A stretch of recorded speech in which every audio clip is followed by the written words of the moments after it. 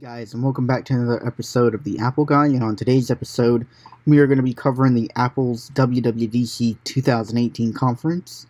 This is June 4th, and the conference just ended a little bit over an hour ago. And then today, the conference focuses on the four major operating system upgrades. That includes iOS, macOS, tvOS, and watchOS. No new hardware was announced at this event, strictly software. So to get things kicked off, here is iOS 12. And iOS 12 improves upon iOS 11 in much better ways than what was previously released in terms of bug fixes, stability on older devices, faster CPU load times, and much more. So the big tagline of iOS 12 is going to be more power to you. So they redesigned it for iPhone and iPad, and essentially it works on devices that are 5 years old. So the iPhone 5S, iPad Mini 2, iPhone 6 and 6 Plus from 2014, and those devices that supported iOS 11 will be getting iOS 12. So with that is performance. So it speeds up the everyday task that you use on your devices.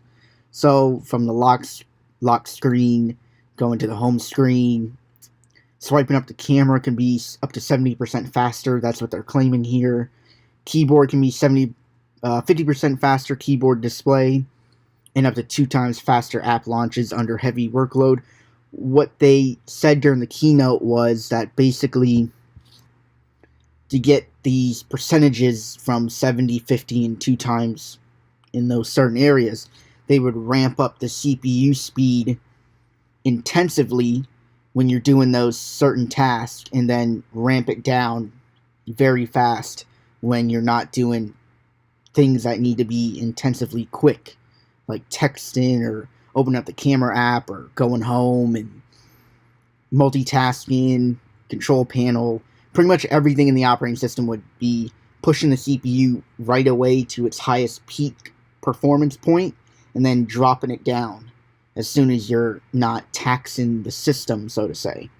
And that's pretty much for the older iPhones, iPads, and even the iPod Touch 6th generation.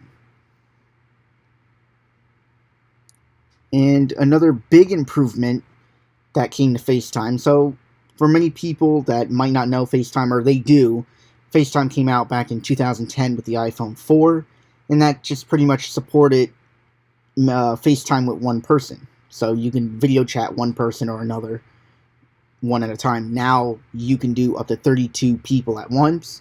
So pretty much you just can add them all into a call, like a group FaceTime call from a group message. You can go in between those two, like group messages to group FaceTime, back and forth.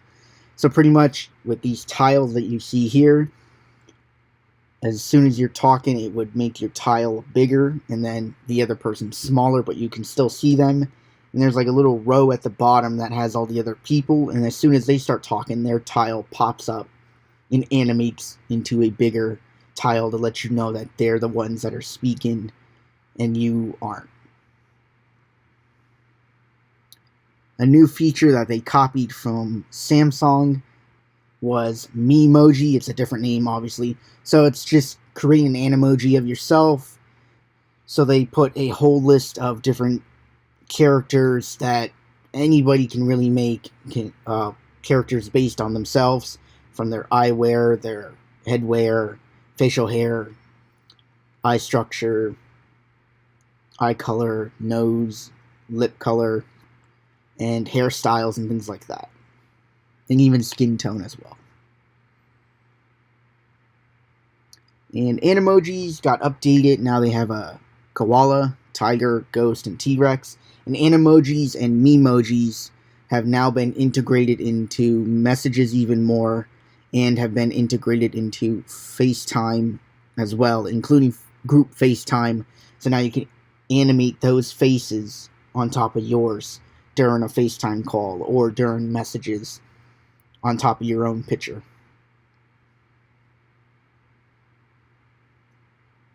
And new camera effects, so now you can add personal taste to your pictures, like animojis, memojis, different color filters, and animate text and stickers and stuff before you send your picture to that person. Another feature Apple talked about is augmented reality. So AR has really been upgraded to AR Kit 2. So pretty much now 2 people can be on an iPad or an iPhone and play a multiplayer game in the same room and have a third person watching over the game or playing. You can have like multiple people interacting with your surrounding in that same game. And they did make a new tool called Measure, which is basically a measuring app. So now you can use the camera and you can add points and drag, and not drag across, but move your phone over to the other point and then stop. So you can measure in the width, length, and things like that. So pretty much they're taking ideas that people made apps of and have brought it over into their own application. Specifically, they said they tailored it, the Measure app, really down to their hardware, which I believe that is true, because if Apple's making their own app, they're going to look how other people make their Measure app and then tailor it strictly their hardware, because they ultimately have the full control over their sensors and hardware in their Apple products, of course. And this is an important feature that nowadays we do need. It's called Screen Time. It's a new app, and pretty much it gives you health over your phone, your kids' phones, and it lets you know what apps you're using the most, what's burning up most of your time on the phone, and how to alleviate that time spent on your device.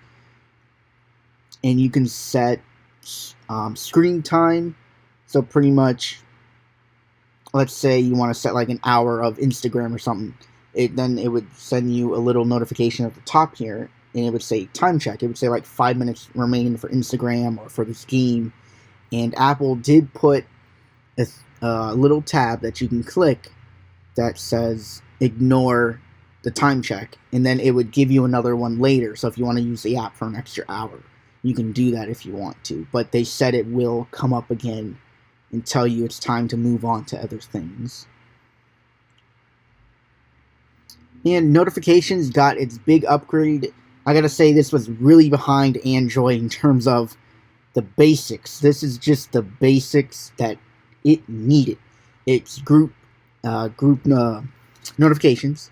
So pretty much all your messages, all your calendars, Twitter, any application that sends you more than one notification, instead of it just going all over the place as it does now, it's going to be grouped under that same application notification.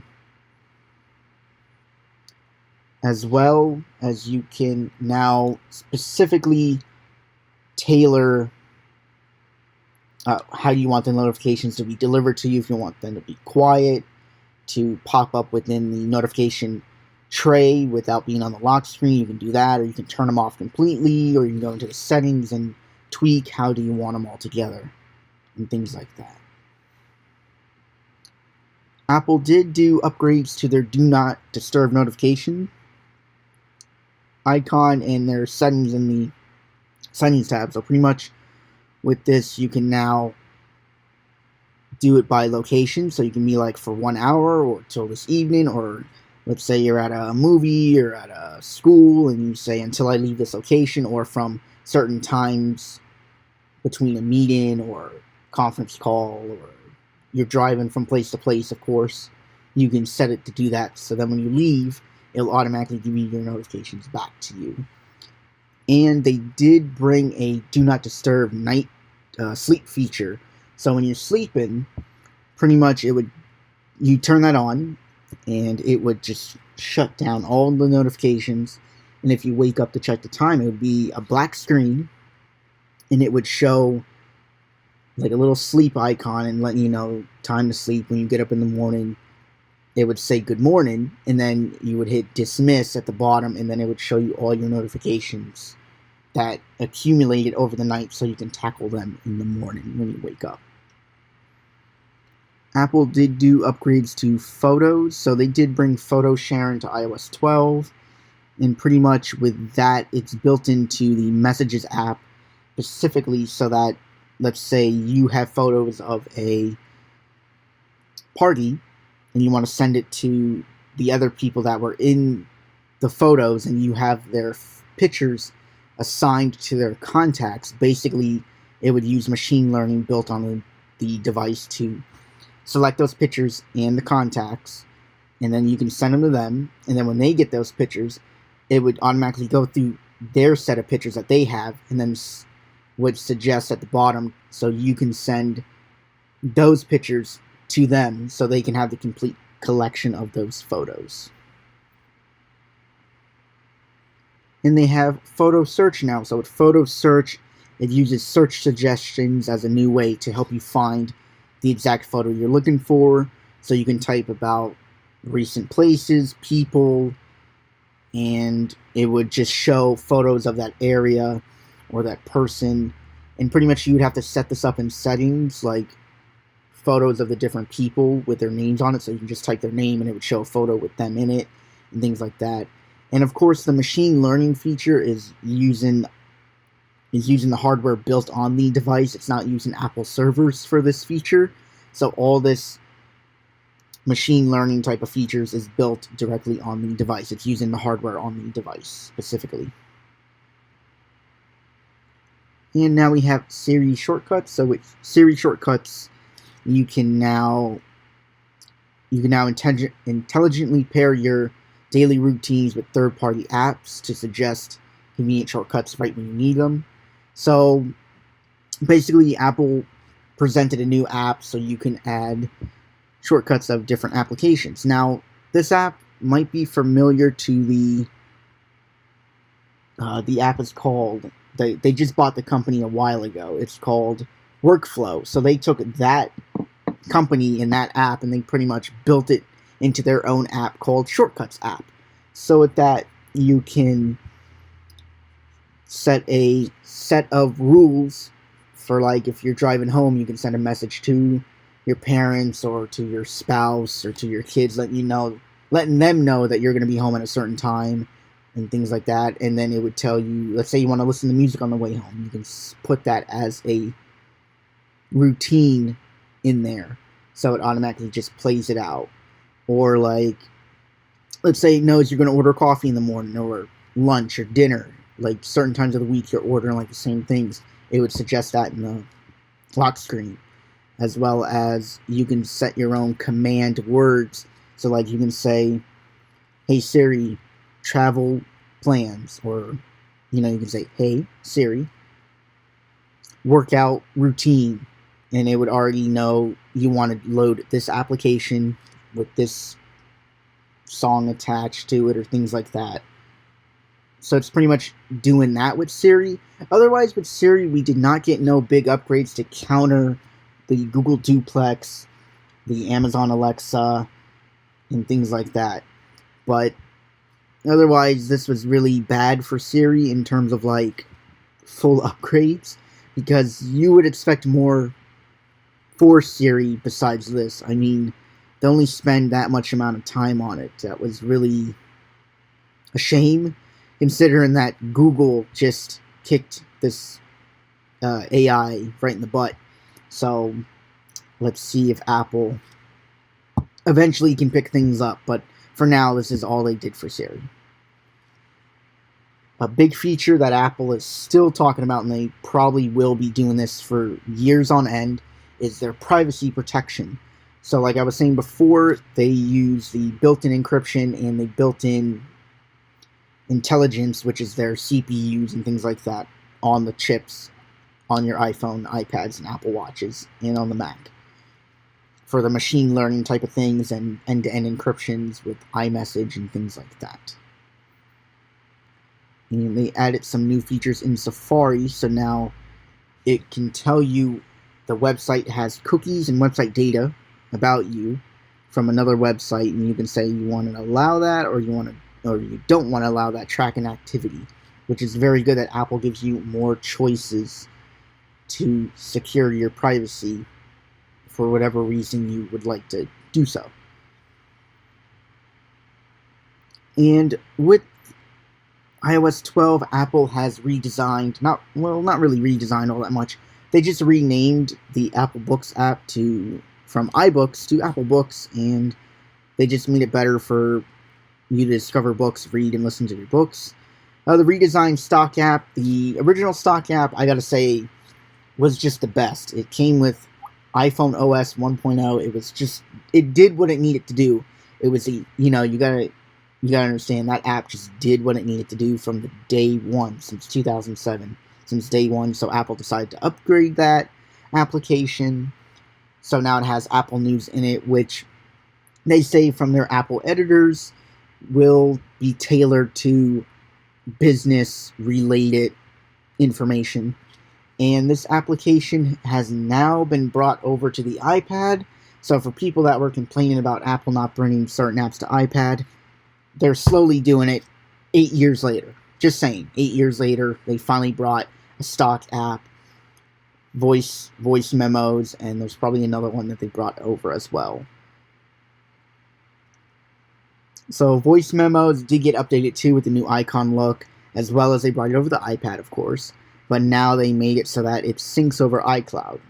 So now you can, if you delete a voice memo on your phone, it deletes it on the iPad, or vice versa. I don't know if that's really how it works, but I think it's like that with the iCloud integration. And Apple News has just been updated for more channels, topics, and just to bring more people to add news articles. And then Apple now implements a automatically strong password. So pretty much what they're saying here is that you need complex passwords for all your apps and websites. And of course, this is like their iCloud keychain that would suggest strong passwords in Safari. So then it just saves it right in the Safari application. And with messages, they did a security code for autofill. So it says it sends a one-time SMS. Passcode will appear automatically in autofill suggestions so that you never have to worry about memorizing them or typing them again. So it's pretty much like if you get a security code for a certain application, it will autofill it for you, which is a nice feature that they added on the security side of things in those two applications. And they finally did some good enhancements to CarPlay. They finally brought third-party navigation apps, and they're going to be bringing over more apps from your phone to be shown on the CarPlay application. So when you're driving, now you can use Google Maps and things like that. With Siri, they say it does even more, but it's really just a little bit of improvements. That's all I gotta say. It's just a little bit of improvements. Nothing worthwhile to talk about. Now with Wallet, now Apple has added some features, so you can now use your contactless student ID cards. So there's a set of 5 campuses that will allow them to work, and they will expand them over time. And Apple has added some more battery information in the batteries icon, in the battery tab in settings. So now it shows you usage for the last 24 hours, of course, or 10 days, which is nice, and you can see the app usage for that period of time in the batteries settings. And iOS 12 is, of course, compatible with every single device that iOS 11 supported. And here's a list of what else is new that Apple did implement in that operating system. So, of course, speed is their number one concern. And, of course, Apple really did apologize for iOS 11's mishaps. That's why they took their time in iOS 12. And, of course, FaceTime features, you guys can see they did some really good upgrades in terms of group FaceTime and things like that.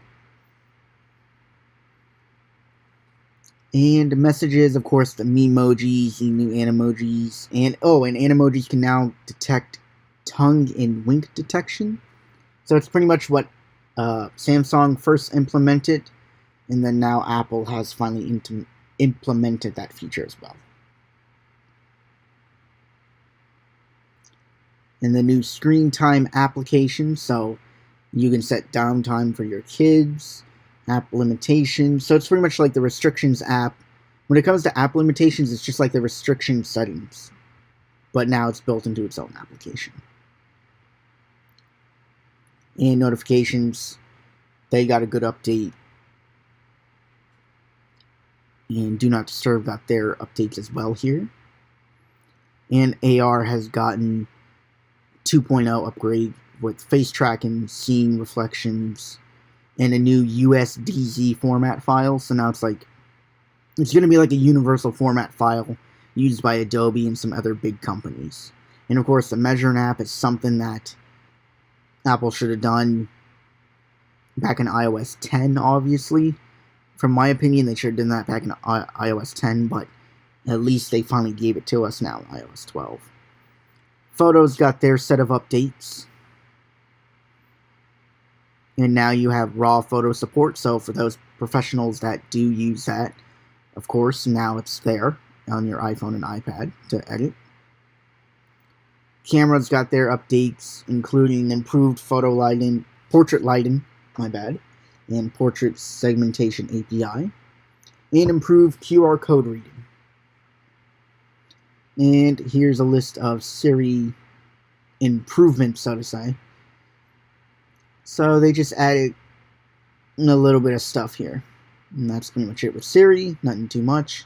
Privacy and security is very big at Apple, which I do like, which I do really, really like from that company. And app updates. So here's the 4 apps they mostly updated today. And even more, so CarPlay, more battery information, iPad gestures. And, the iPad gesture. Okay, so iOS 12 for iPad includes update gestures that make it easier to navigate. So now you go home by swiping anywhere on the dock, get control center by conveniently swiping from the top right-hand corner. So what this means for the iPad gestures, that is translated to the iPhone 10, and that right there does confirm that the iPad Pro 3rd generation will have a notch like the iPhone 10. So that's all for the iOS 12. So now we're going to go and take a look at macOS 10.14 Mojave. So Mojave now brings dark mode to the Mac, as well as a redesigned App Store. And for those that have been reading about the Marzipan project, they did show part of that today, and it will be coming next year to developers. Maybe early 2019 or June 2019, more than likely. So now Mojave is all about the dark mode mostly. So here's Apple saying put your best work forward, with dark mode, it's better for developers and things like that. But overall, I gotta say, everyone's gonna do dark mode. Just saying. Everyone's gonna turn it on, including myself, and call it a day. So here's with the different applications here. So you can see the previews of these certain applications in dark mode, and how Apple puts that as a professional feature, which, by the way, dark mode is not really confirmed in iOS 12.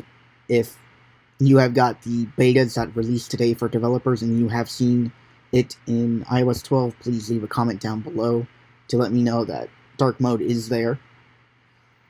But otherwise than that, and here's a little slider that Apple puts so you can see dark mode transitions over, if that works. Oh, there it goes. So there you go. You can see right here, this is what it looks now. And when we all turn on dark mode, it looks beautiful. And here's a new thing. It's called dynamic desktop wallpapers.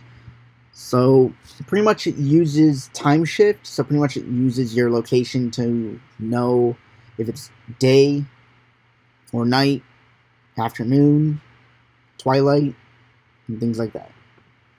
So here's a little demo down here. So we go from the early morning hours And you can see that the colors change. Even the dark mode, you can see that it transitions over into a lighter color in the morning. And then as the day goes by, you can see that even the picture itself of the Mojave landscape does change. So you can see that.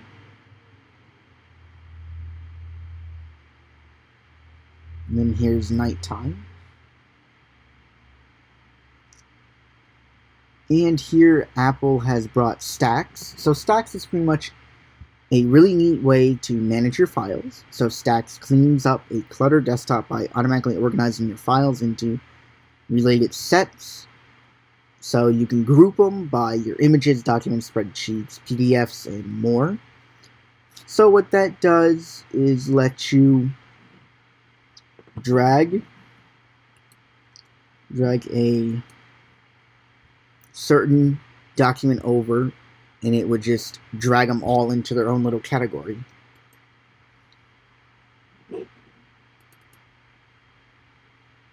And it would be under the Finder settings on the top here. It would be under File or Edit, and then it would just push everything over to the right-hand side in their own little area. And the Finder has gotten updated to do a lot more in Mojave. So now, pretty much for like photos and things, now it gives you the ability to see the file's metadata. The type of camera it was taken on, the type of lens, the type of ISO filter, not ISO filter, ISO settings and things like that, and filters and much more, without going into a application, and you can edit them right in the Finder as well. And they give you a gallery view. So with the gallery view, you can scroll through big previews of your files. So within the Stacks, you can scroll through with your touchpad or your Bluetooth trackpad, and you can be able to go through the pictures. And you get quick actions in Finder to edit, mark up, send them, rotate them, much more. And of course, the complete metadata. So you can get the full detail of everything about the picture. Resolution, time, date, dimension, device it was taken on, the images, the aperture value, exposure time, focal length, ISO speed, flash, F number, meter mode, which is very nice to have it right there so you don't even have to jump into an application. That's great for the professionals. And now we have Quick Look. So Quick Look, you can work on a file without even opening it, so you just double tap on a file, but your spacebar provides you much more than just a quick look at a file. It gives you the power to perform actions specific to the kinds of files you're viewing without ever launching an app. So you can make up a PDF, rotate and crop an image, even trim audio and video, and when you're ready, you can share them right from Quick Look too. So pretty much, it's an easier way to work on a set of documents without even launching the Pages, Numbers, or Keynotes, or the Microsoft Word, Excel, or PowerPoint equivalents.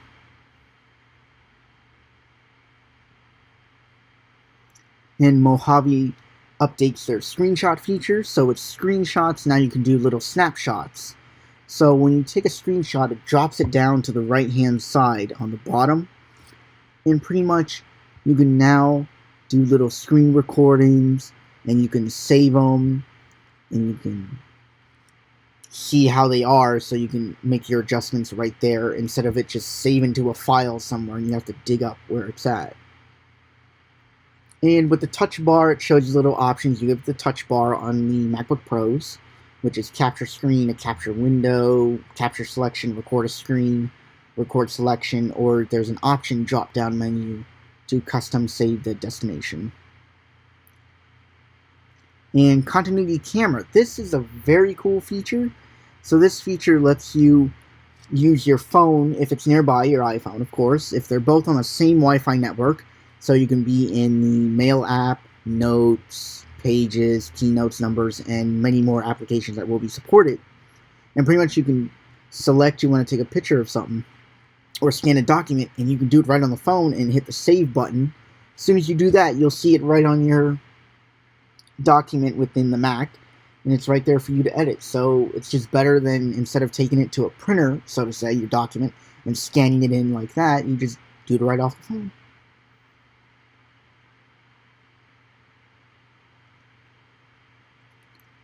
And FaceTime.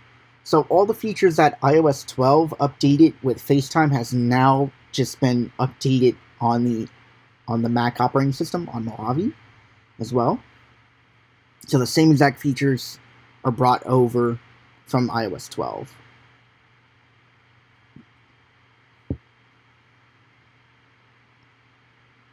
And new apps. So the new apps that Apple has brought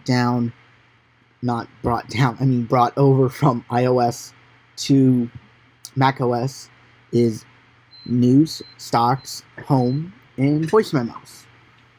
And with these applications, they pretty much do the same exact thing as on iOS. And the reason why Apple started bringing these applications over is because they're demonstrating their phase 1, as they call it, of their Marzipan project. They didn't call it Marzipan, but they said that macOS and iOS will not be converging into one operating system.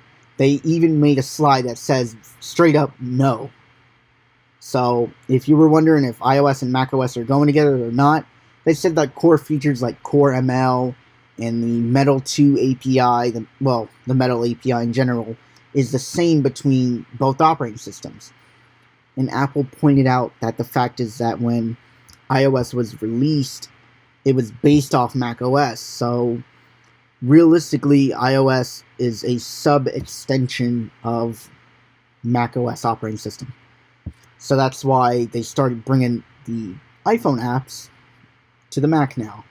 So phase 1 includes News, Stocks, Home, and Voice Memos. They do the same exact thing on the Mac as they do on the iPhone and iPad. And these apps work the same, look the same, act the same.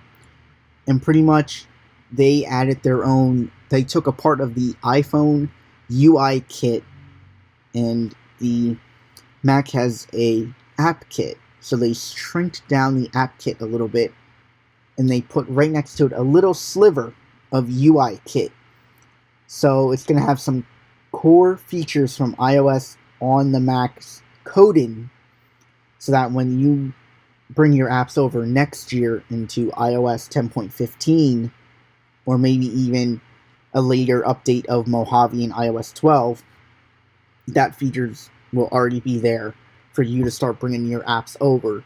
And maybe next year you guys will be doing phase 2, and then 10.15 iOS 13 will be phase 3, which is the final working code base for iPhone apps to be written for the Mac and work the same between both operating systems.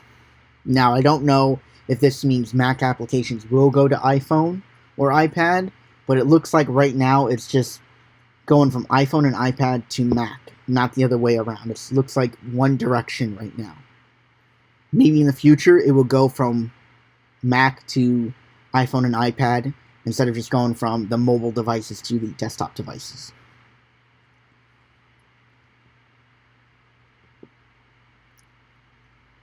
And another new update was the Mac App Store.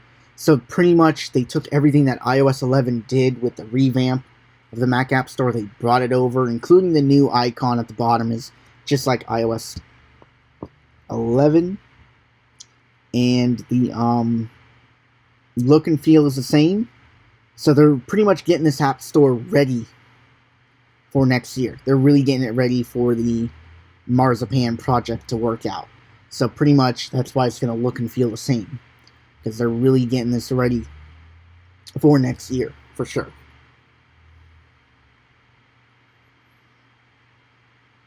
And privacy and security is a #1 big thing on the Mac.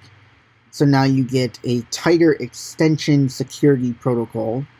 So what that means is you get better control of your data. So now if any application asks for your information, your images, your access to your microphone, to your camera, and things like that, and as well as your database of messages, history, mail database, and much more, it would pop up with the little house with the lock in it and ask you, this application would like permission for this, this, or this, and you hit allow or deny, pretty much. So that's even tighter control over what you allow to be out there from your device, as well as enhanced tracking prevention. So pretty much what Apple has stated today is that your digital fingerprint will now be shrunken so that it looks like everybody's Mac is the same. It looks like everybody's browsing history on a Mac or whatever they do online is the same. So now what it says here, Siri now thwarts this by only sharing a simplified system profile.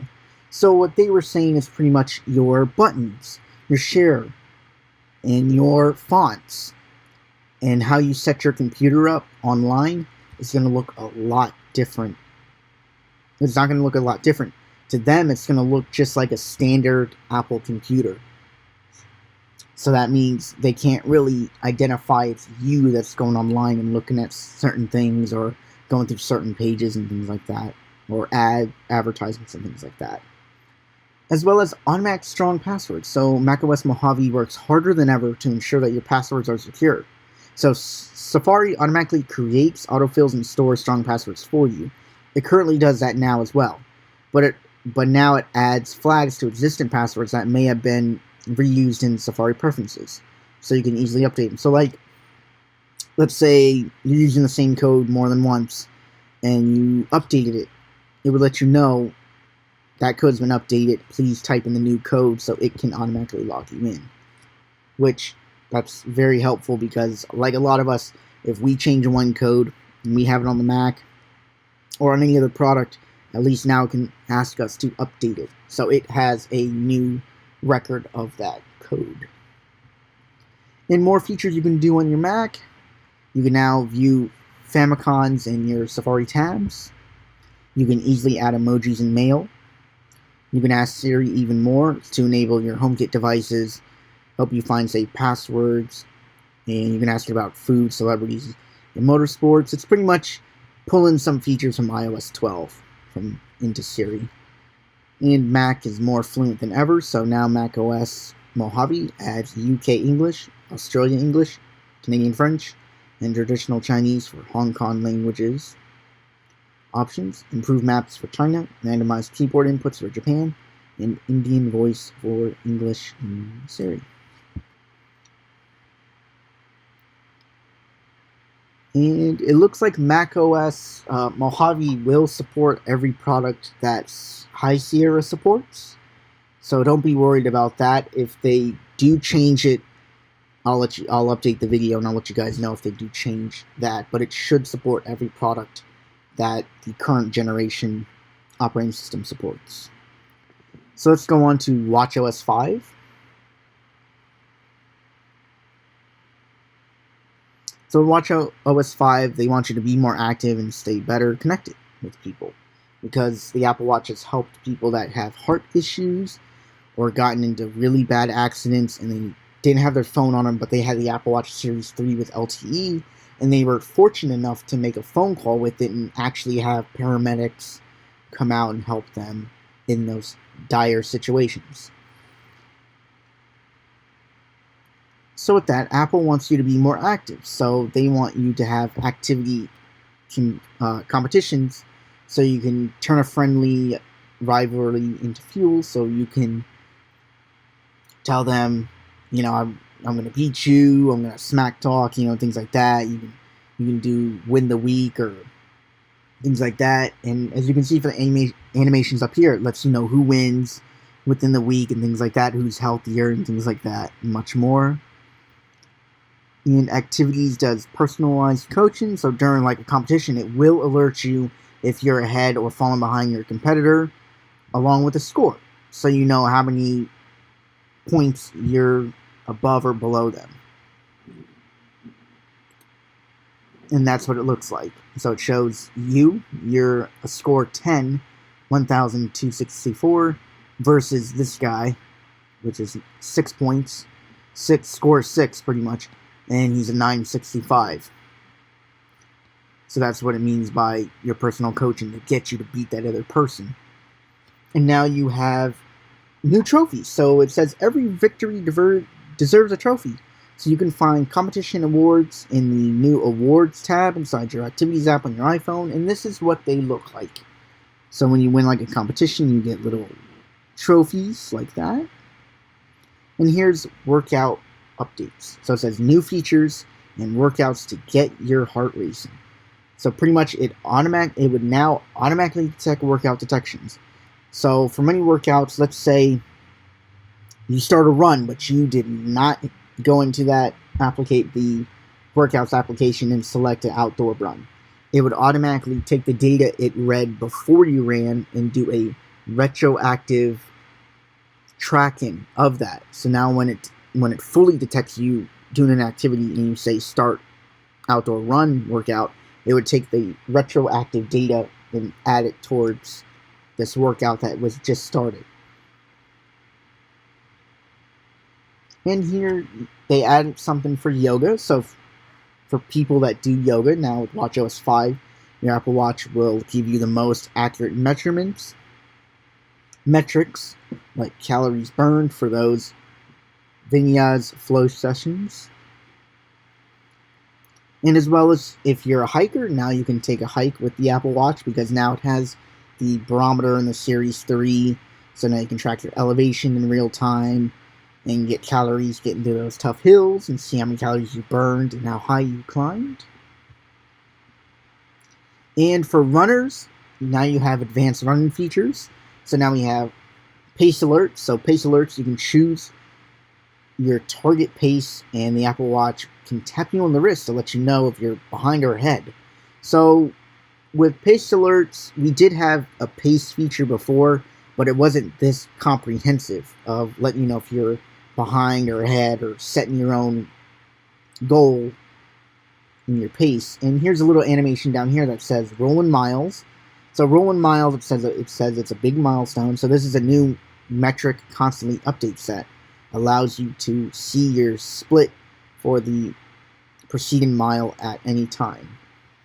So by the time you go from your 5th mile to your 6th mile, you get to see your rolling mile of the 5th mile that you just completed and what's your current 6 mile pace you're on. And here's a cadence. So in watchOS 5, you can see your steps per minute during your running workout. Running at your optimal cadence can help you increase your efficiency and reduce injuries. So now you can see cadence, which would be 178 SPM.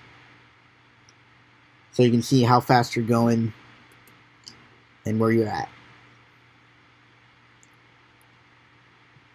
And here's Stay Better Connected. So under this tab, Apple has now brought a new app over from the iPhone.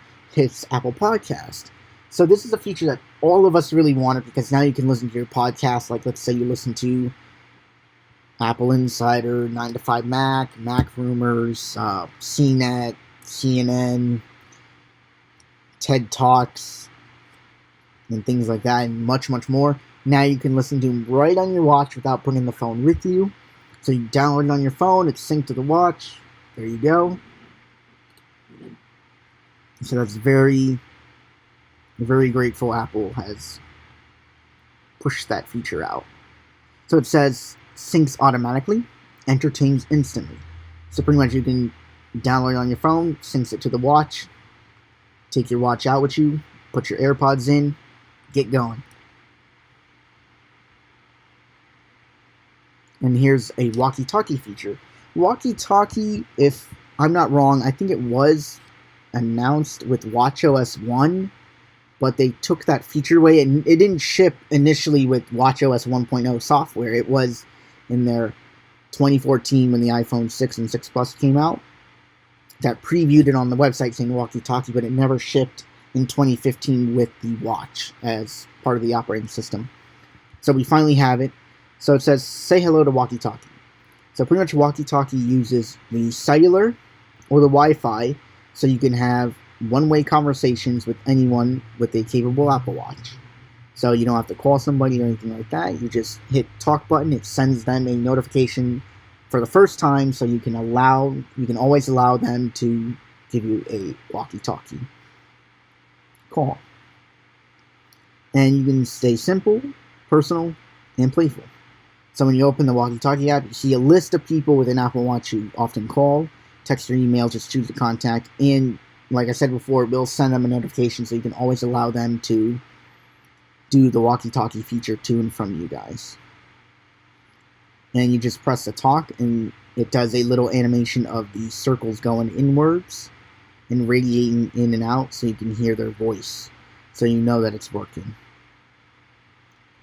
And Smarter Siri on the Apple Watch, this is a good feature because it did get more predictive and more proactive. So it says state-of-the-art smart.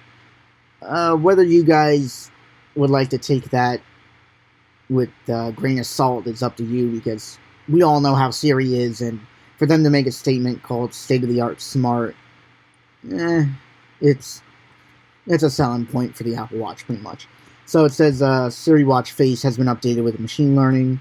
Allows you, it gets to know you better and proactively suggest relevant content and shortcuts at the right time and place throughout the day. So let's say you finish work and you drive home playlist. Your drive home playlist is waiting right on your wrist. So use your location to automatically select what you want, what it thinks you would want at that certain time of the day. And Siri now works with your favorite apps, so now the Siri Watch Face will now let those applications put notifications right there, so you can glance at them. You can click on the application, it will launch it and take you from there. And instead of saying, "Hey Siri," on the Apple Watch, now you just raise your wrist and you don't have to say, "Hey Siri." You can just talk to it. So let's say right here it says, like, order your morning coffee at Fizzy's. So you can say, order your morning coffee at Starbucks, or order me something at McDonald's, something like that. So pretty much they adequated this feature to, like, if a person's in front of you, you don't have to get their attention by saying, "Hey, so-and-so." You would just start talking to them. So they do that for the Apple Watch. Now, I don't know if this is going to be an issue, because I know we have to say, "Hey Siri," currently for our devices to activate, including the Apple Watch. Now with the watchOS 5 on the Apple Watches, will this mean that anybody can go up to your watch? If they're close enough and you raise your wrist, and let's say you're not talking to them, you're just checking the time, and then someone says, "Make a calendar appointment for da-da-da-da-da," or order something here or there, and they know your watch is up. Someone could easily sneak in something and order something without you even knowing, if you're not really paying attention. So I wonder how the security feature on that will work. So for those that are getting the beta, the developers that are getting the beta for this, please let me know how that's going to work, because that seems like a security risk right there. And now improved notifications. So now you can respond to a notification right on the Apple Watch. So pretty much you can hit check-in or dismiss and things like that without going to the phone. So instead of it just showing up on the watch and then it says, "Oh, continue on iPhone," you can do it right on the watch. And with messages, now you get multiple notifications. So pretty much group messaging has now filtered over to watchOS. And now WebKit has finally been implemented on the watch.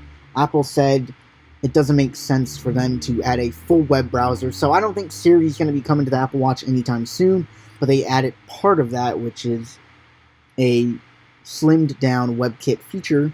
So like in your mail or in your messages, you get a link and you just want to view it. You tap on the link, loads up the page, it optimizes it for the watch, for the smaller screen. And you can view it right on the watch without going to your phone. And it uses the reader mode in that light Siri, in that light Safari, so to say, to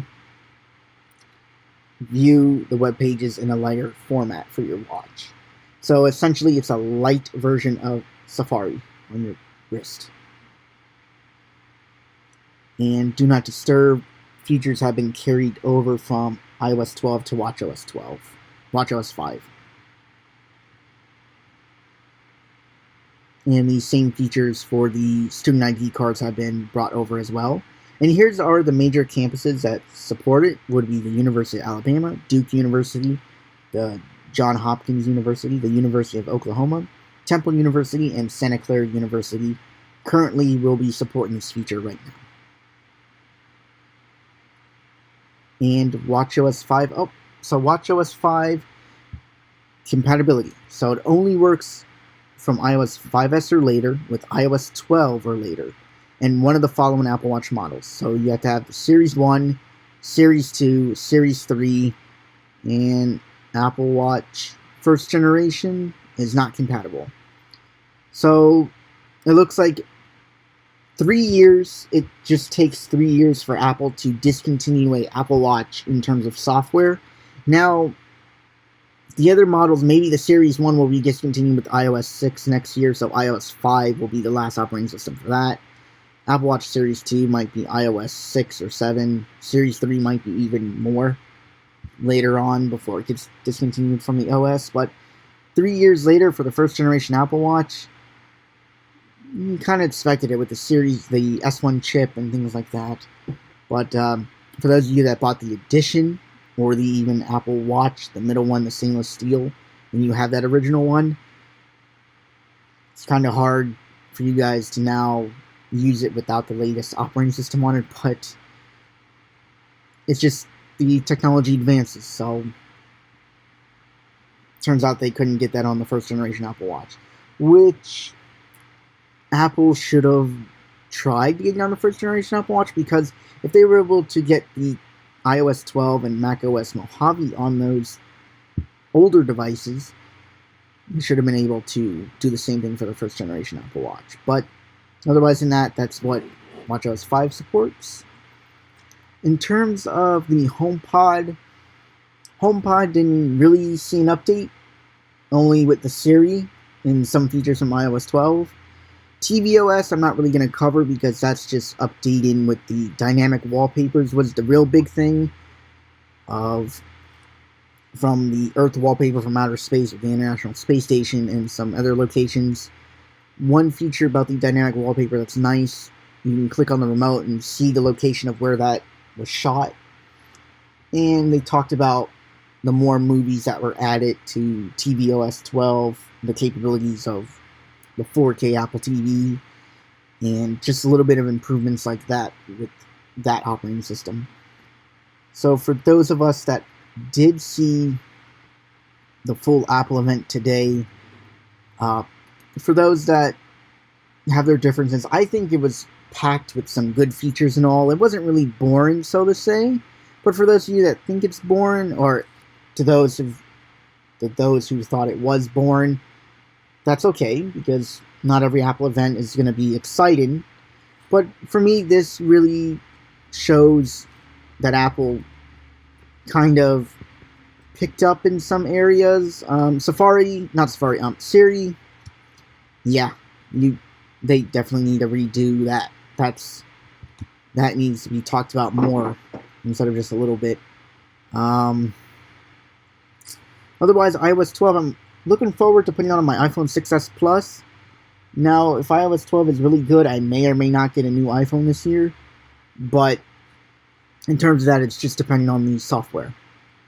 So the developer preview has already dropped today. Next month, the public beta should come out, but Apple didn't really say when those are coming out. So maybe it might come out tomorrow or next month, but usually it comes out next month based on previous years. But otherwise than that, if it does come out tomorrow, I will be taking a look at that as well. And in terms of hardware, no hardware whatsoever. So no previews of iPad Pros or next year's Mac Pro. But with the software, we do get some insight of what Apple could release next year. for sure. So, just want to say thank you guys for watching the video. Thank you for sticking around this long. If you liked the video, give it a thumbs up. If you didn't like it, of course, thumbs down is fine. Comment down below on what you think about today's event and things like that. And all my links to my website, my eBay page, and my Twitter will be down below. And as always, guys, I'll see you in the next video.